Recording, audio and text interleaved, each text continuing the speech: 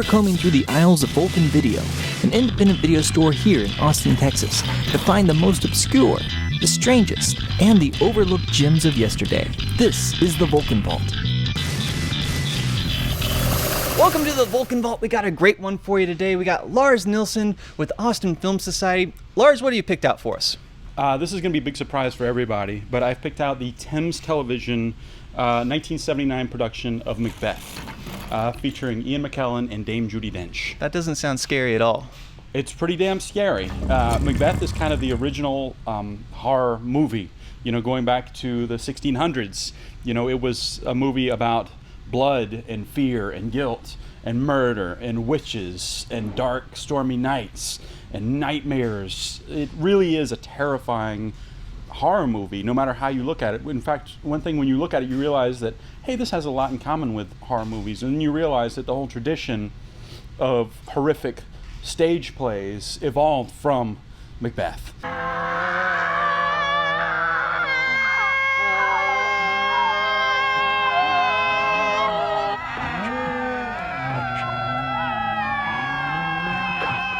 And that whole tradition of horrific stage plays went on to create the whole tradition of horror movies. So Macbeth is really kind of the horror movie in a way. So what makes this production stand out? Anytime you have a great Shakespearean stage production, it's built on great acting. So no matter what, if you have a Shakespearean stage production and the actors aren't up to the task, then you don't really have anything. Shakespeare plays obviously are full of amazing parts for great actors. And so when you have a great actor or a bunch of great actors, it can really transfigure your production. Whither are they vanished? Into the air, and what seemed corporal melted as breath into the wind. This production actually has no sets, very few props, almost nothing. In fact, when they staged this very production on stage, the actors just, when they weren't on stage, just sat down.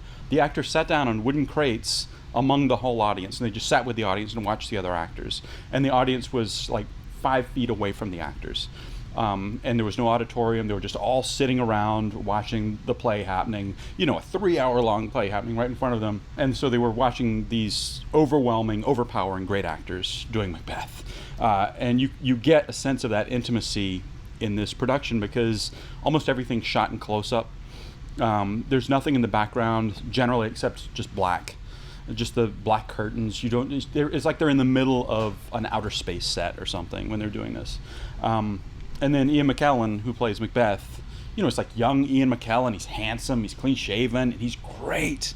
Like, he's really amazing. It's one of the best performances of any kind I've ever seen. This supernatural soliciting cannot be ill, cannot be good. If ill, why has it given me earnest of success? And it's a horror movie performance. Like, if you look at horror movie if we were to class this performance as Macbeth as a horror movie performance, then it's right up there with Karloff and Frankenstein and all the greatest horror movie performances. It's really one of the great horrific performances. And then Judi Dench plays Lady Macbeth, and Lady Macbeth doesn't have as many scenes, as many lines, but the ones that she has are huge. That which hath made them drunk hath made me bold. What hath quenched them hath given me fire. Look. Peace.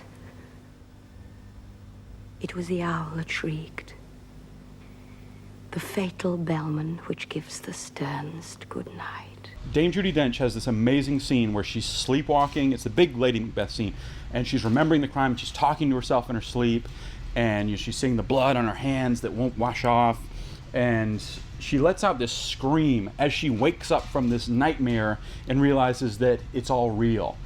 And the scream lasts, I don't know, in my memory it lasts about 8 minutes, but it's probably like 30 seconds.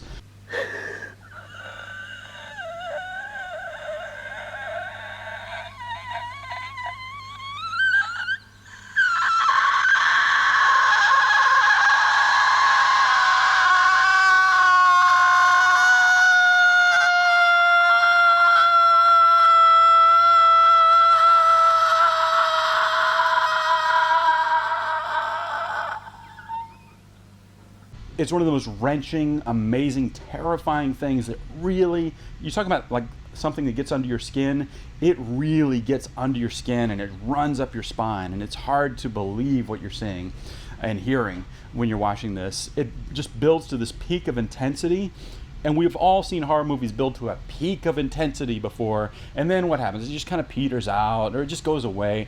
This has built to a peak of intensity, and then that scream that she lets out is the ultimate kind of sort of atomizing of that intensity, and it just spreads it, and it's just incredible. It's a great production, and really, if you don't know Macbeth, that's fine. You could read Macbeth and then watch this. You could read a synopsis of Macbeth so you can follow it. You know, it's two of the very greatest actors, and then a whole bunch of other actors that are really good too, but it's two of the very greatest actors who walk the earth now, doing basically a horror movie, and it's written by the greatest writer of all time. I begin to be weary of the sun, and wish the estate of the world were now undone. Ring the alarm bell! Blow, wind, come rack! At least we'll die with harness at our back!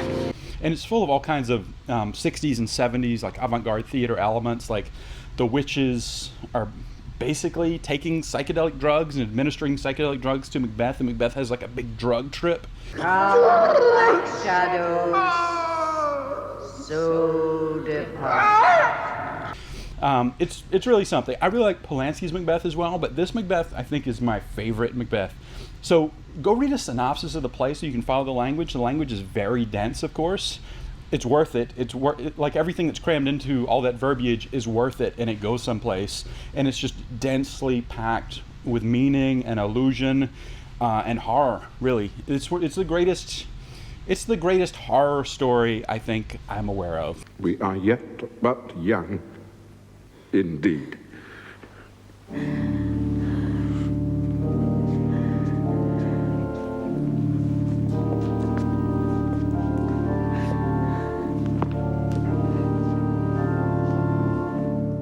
All right, so the Thames version of Macbeth. Lars, thanks so much, man.